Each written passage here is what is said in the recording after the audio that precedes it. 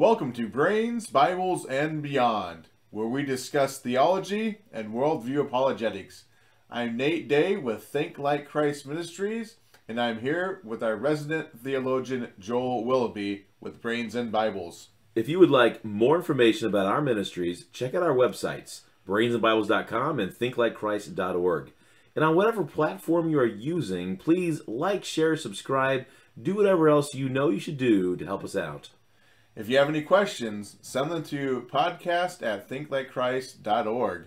And all you budding theologians out there, go grab your favorite theological coffee receptacle and enjoy this episode.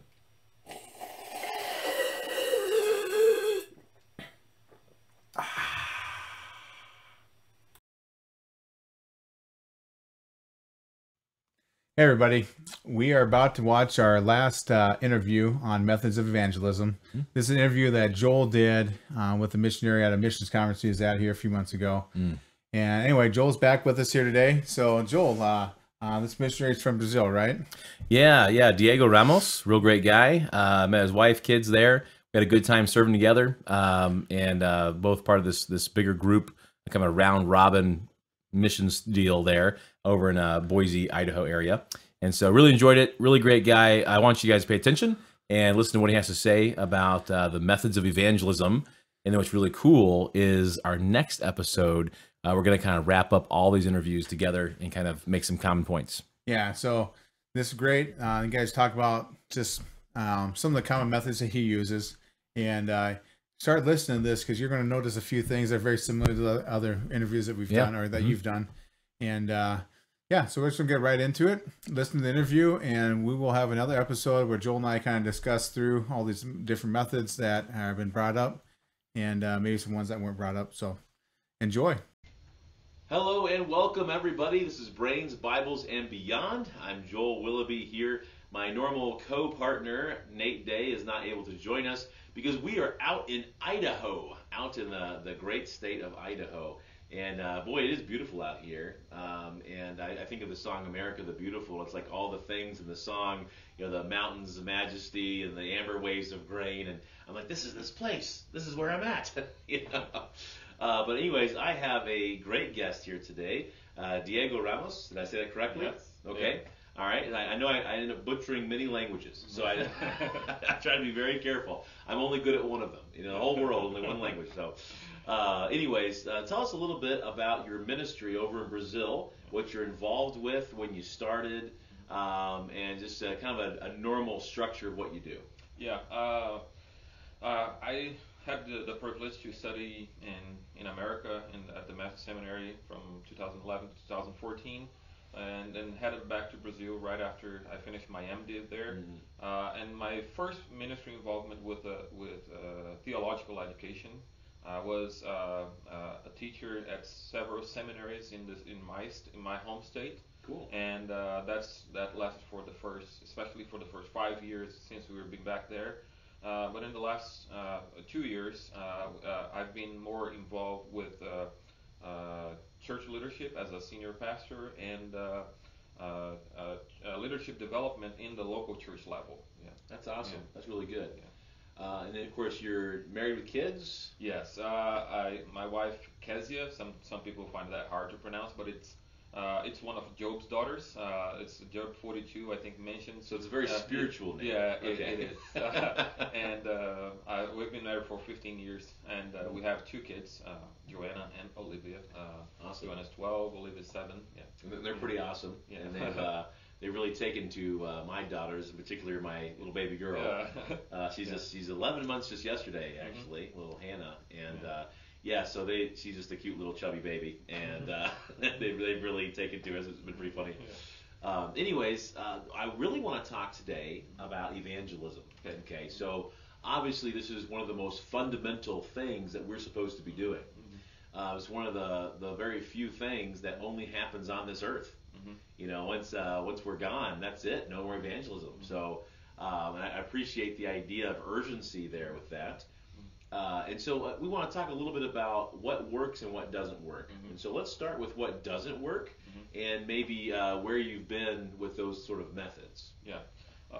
Well, I have lived in 2 areas of my state, and I have lived in a big city. Fortaleza, which is the capital of our state, is a city with 2.5 million people. It's a lot. Yeah, so it's a lot.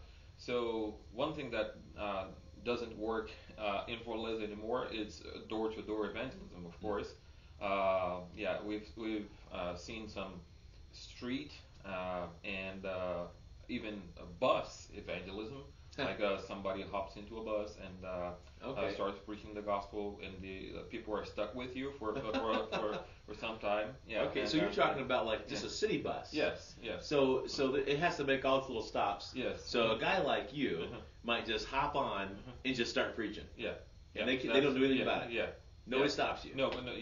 That's interesting. Yeah. Some people jump in to sell candies to make a living or that sort. Okay. And some people just hop on the bus and start preaching the gospel. That's pretty neat. Yeah. You know, I used to actually teach on a moving bus. Yeah. This was when the old bus ministry in Ohio is where I was, and we went to another town, next town over, and we'd go pick up a whole bunch of kids and bring them to church. And so what I would do is, from the last kid we picked up to getting back to the church, we had about a solid 15, maybe 20 minutes, somewhere in there. And so, usually about 15, but I would use that time to teach. And what I noticed is, I can't hold my Bible up. I have to know what I'm saying, like completely. Yeah. And you're going, and so you got to know how to hold on, speak so that everyone can hear you. It's a challenging thing. Yeah, and today it's more difficult to get people's attention because everybody is with earbuds. Oh yes. Yeah, listen to some music or listen to you really have to. Yeah, you're gonna have some attention from especially some of the older people who are not used to being listening to music on their smartphones. Yeah. So you've done this? No, I'm not. It's my personality is more like relational evangelism, like develop a relationship with someone, and I'm a preacher, but I'm shy, you know. Like so, this takes a lot of energy, and that's just not what works for me as personally. We're all made different. Yes. So have you seen this to be like not you but other people? Have you seen this to be an effective method of evangelism? Yeah, it's hard to measure the results of that because the people who listen to you are gonna just hop out of the bus at next stop, and you really don't have how to track those things. There's not really much follow up there. No. So in that sense, I would not say it is effective, but who knows what the Lord will do with that 5 minutes that you had talking about the gospel to those people, and then it might raise their curiosity, and they visit our church the next Sunday, and because of that, So I like to think we only have so much time, energy, all our resources. They're limited, and so even though just about anything can work to some degree, you know, I want to invest in the things that actually have the most fruit, potentially at least. Okay, so that's interesting. Now you mentioned you said street evangelism. And so, what would you have in mind in a Brazilian context? What would happen there? Yeah, so in the city that we first lived in Fortaleza, that would mean to go into a public square where there is a lot of movement of people, or people just sitting down in the benches of the square and having a speaker and a microphone, and then start speaking. That's what I have in mind when I talk about street evangelism. Yeah. Okay. Yeah. Interesting. But I mentioned in the beginning that I lived in 2 places, and the places where we live now is very different from Fortaleza. We live in a town of about 6,000 to 8,000 people population. Kind of like the country. Yeah, it's on the coast as well. Awesome. So just like Fortaleza. It's very touristic in a certain sense, because of kite surfing. And it has grown significantly, and some of the culture of work and busyness of people it has transferred from the big city to there. So in that sense, like door-to-door evangelism is more difficult to do in these days. But as a church, we have some target communities which are like 20 miles away from where we are, which are very, very small towns, places with few houses. And in those places, we twice a month we go. We have I have been there a few times, and a lot of men and women from our church go there to do door-to-door evangelism. That's the old-fashioned way, like the old because people in those places are more involved with agriculture, and they are early workers, and they are spend a great part of the day at home. So it's easier to do that in that context. That makes sense. Yeah. So yeah, this goes back to another, I think, key idea of evangelism, and that is you just have to know the culture, you have to know the people, the situation, and even something like America, really big. That's not the same culture everywhere. There's all sorts of different, you have north, south, east, west, central, and even then you have more the urban or the rural, and there's all sorts of different things.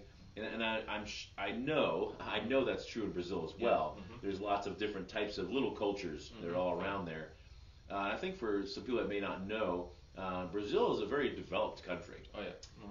They have much of the same that we do, and not quite as luxurious as America. Not much is, right, but doing very well. And so that kind of adds to it too. You use lots of technology and things, and very similar in that sense. What also attracts me to Brazil, which is kind of an interesting idea here, is that America, we've always, for a long time anyways, been the leader in sending out missionaries around the world. But Brazil now is the country that sends out the second most missionaries. I think it's really neat. You want to talk to that a little bit? Yeah. The gospel has really picked up in Brazil in the last, I would say, in the last 5 decades. We had missionaries coming to Brazil since John Calvin, like since the 1500s. Oh, wow. But the bulk of the missionary movement coming to Brazil really picked up on the turn of the century, the 20th century. Okay. And has really started making an effect. The seed of the gospel has really started to give fruit. Take root and give fruit in the I would say in the past 5 decades. And so the Brazil was born as a Catholic country. Yeah. Because it was discovered by Portugal, a Catholic nation. And it was like that until, I'd say, the 1950s. 95% of the population was Catholic, still Catholic. And today, Catholic has come down to 50 to 55%. Still the biggest Catholic nation in the world.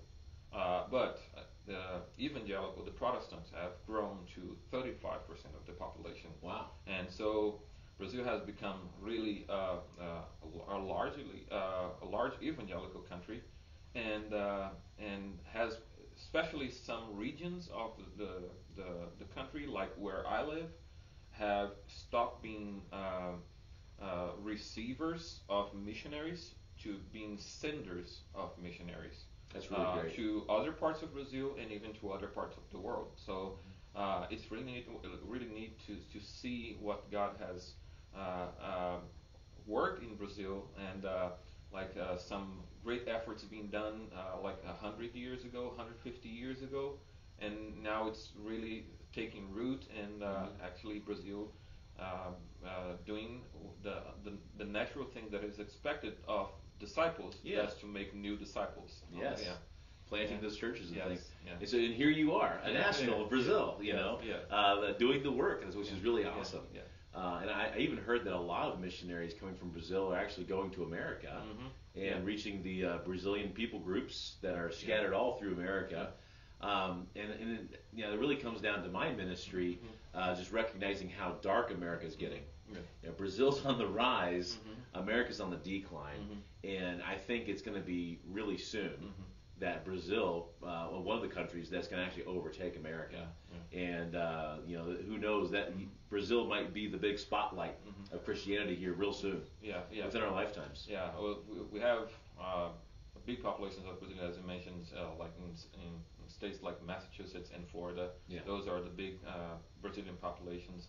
But as you mentioned about Brazil really becoming a missionary force, there is one thing that I have seen in discussion in missions conferences in Brazil is the fact that Brazil has been in its history a very peaceful and neutral country in terms of world's geopolitics, and so the Brazilians are well received in pretty much any place in the world, except in Argentina because of the soccer rivalry. Oh, is that right? Yeah, but no, I'm just kidding. But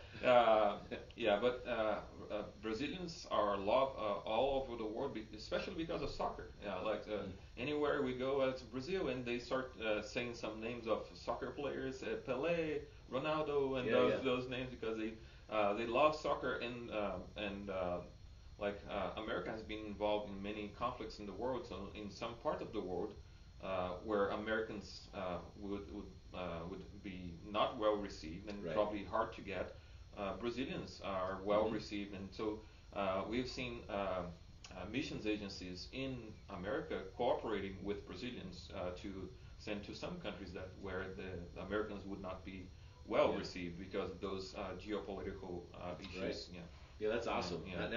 I didn't really think about it that way, so I'm glad you brought that out. That's really cool. Yeah. It's awesome. So what would be, if you would pick the ideal way, if you could have it your way, right? Ideally, sharing the gospel in Brazil and in America, would there be a different thing that would be happening? Would it be the same, and what would it be?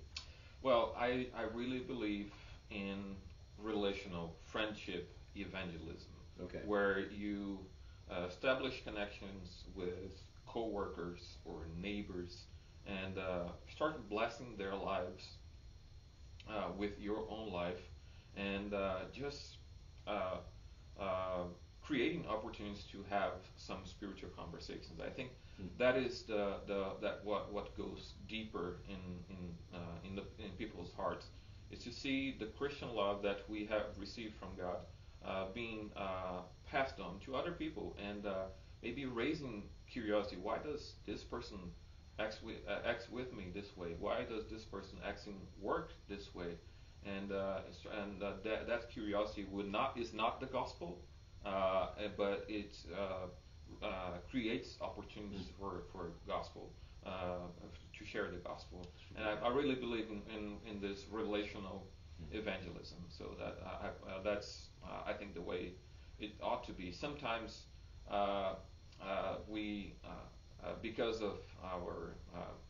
we're shy or something, we want to hide in big movements like with going with a group of people on the streets, and that's in some way we can overcome some of our fears. Kind of a little hurt. Yeah, because a little hurt. But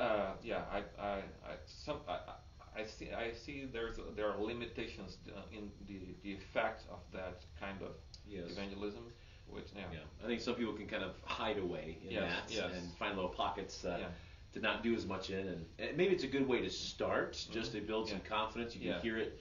I want to see and hear somebody do it. Kind of thing. That's really good. But you're right. Building relationships, I think, is the biggest thing, and really that's what we see through Scripture as well. There's relationships being built, and what are you doing? Making disciples. That's a lifelong process. You're saying, I want you to imitate Christ to the best of your God-given capacity. Well, that's discipleship. Discipleship. I used to say that the Christian life is a game of imitation. I don't know if you have seen that movie, The Imitation Game. I have nothing to do with that, but the idea is to be a disciple is to be an imitator, and so we have to live a life where people can see Christ in our living, and maybe to raise a curiosity, and to that goes for making disciples in terms of helping them in sanctification, to see other believers grow through our example. Like Paul says, be imitators of me as I am of Christ. So if you find hard to think about how Christ would act, maybe you can find mature Christians where that you can imitate as an example as much as he follows Christ. And in the same thing as we live the Christian life, we will raise other people's curiosity, and God will reach His elect, those who He had called to salvation through our example. Absolutely. And of course, that's all. Everything is founded and centered on the gospel. That's really great. And so, I just had something. I got so interested in what you're saying. Actually, it just left me the thing in my head here. But this is what it was. So the idea of disciple. I find 3 words that really describe what a disciple is. They really overlap. They're almost the same exact thing, really. But you're a follower, you're a learner, you're an imitator. Yes. And that's where it all starts with the gospel, because that's what Christ would do. And you look at how He called His disciples and how He trained them through certain things. You just live life, you know. And so, anyways, So when you're building relationships, though, how would you recommend? I mean, do you think maybe join some kind of community hobby, league, sports? Is that how you're going to get things started? Well, how would you suggest starting a relationship? Well, where we are, it's a very much sports-related place where people go in Brazil, right? Either soccer, which is very strong, like you mean football, right? Football. You're saying soccer for me.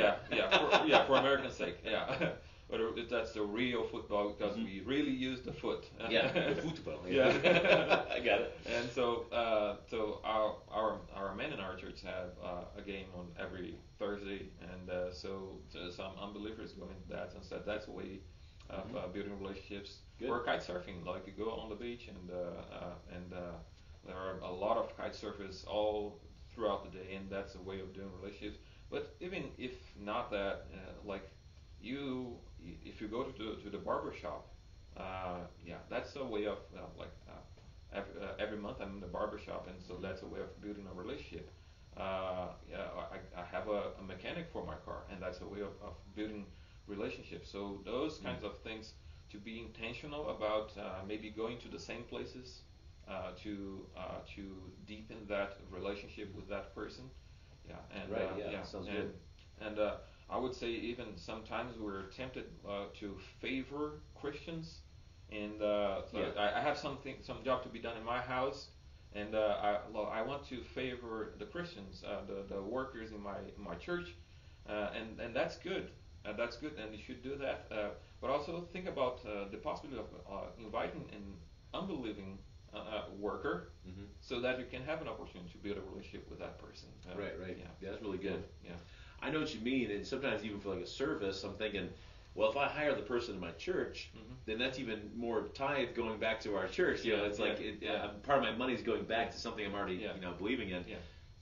But you have to weigh that against the opportunity for the gospel. Yes. So I would say, if you don't have anyone to share the gospel with, definitely go for the unbeliever. You need to find somebody.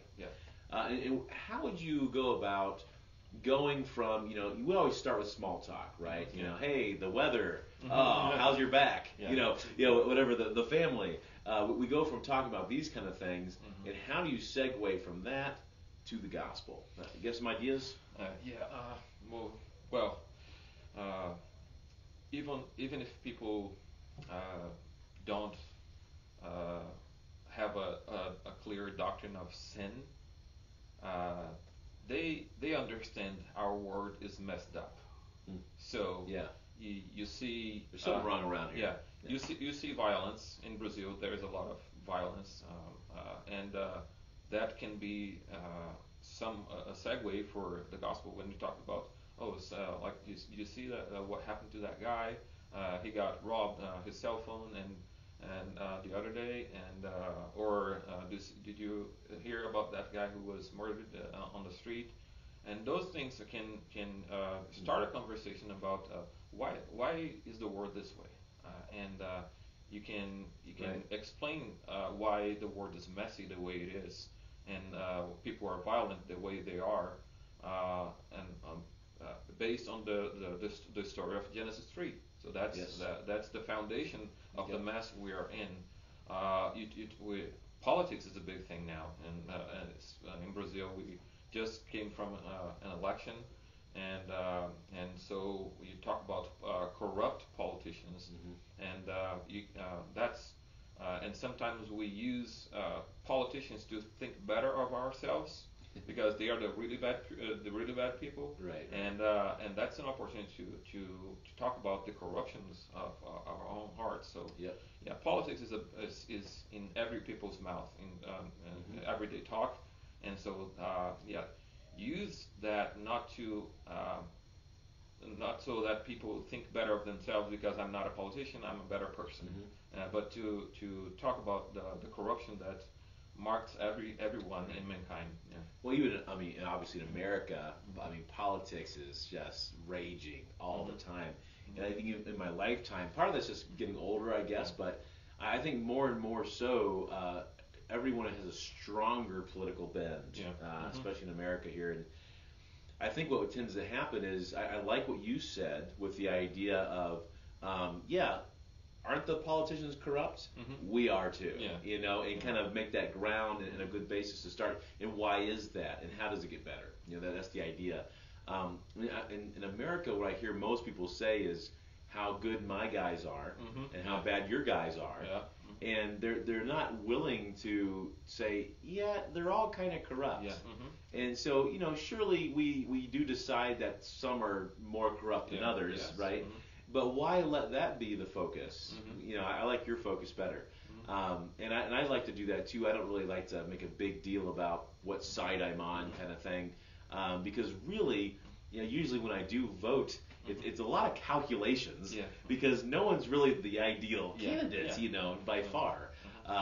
And so, talking about that can be a great way to get into the gospel. Well, we are in a beautiful place as well in Brazil, and people, I have foreign people, contacts with foreign people in Brazil, in my area now, where they talk about how beautiful this place is, Yes. and that's just an opportunity to talk about the Creator. Why is this so beautiful? And I like to say about all the beauty that we see here in Idaho. Well, that's what was left from the flood.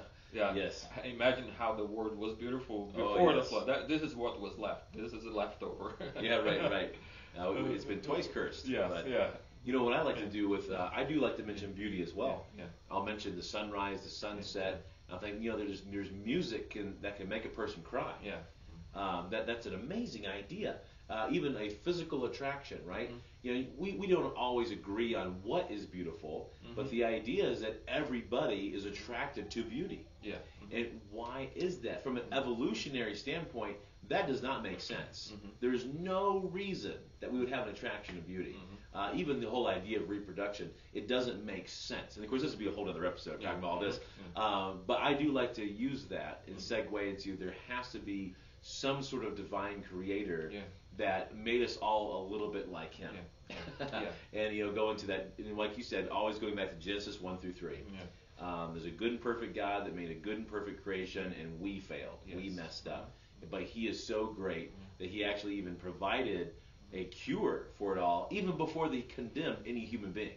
There was already a cure. Genesis 3:15, obviously, is what I'm talking about. And so I like to just walk through the first few chapters of Genesis because it's all there. Yeah, everything. It's foundational. Yeah. Absolutely. Well, thank you so much for joining me, Diego. I really appreciate you and your ministry and the friendship that you've given already, the conversations we've had while we're here. I look forward to getting to know you better down the road, and maybe we can do some things together another time. Sure, my pleasure. Thank you so much for having me. And I got the recording, so now I'm holding you to it. So okay. we're gonna work together. Yeah. All right. Thank you very much. We'll see you.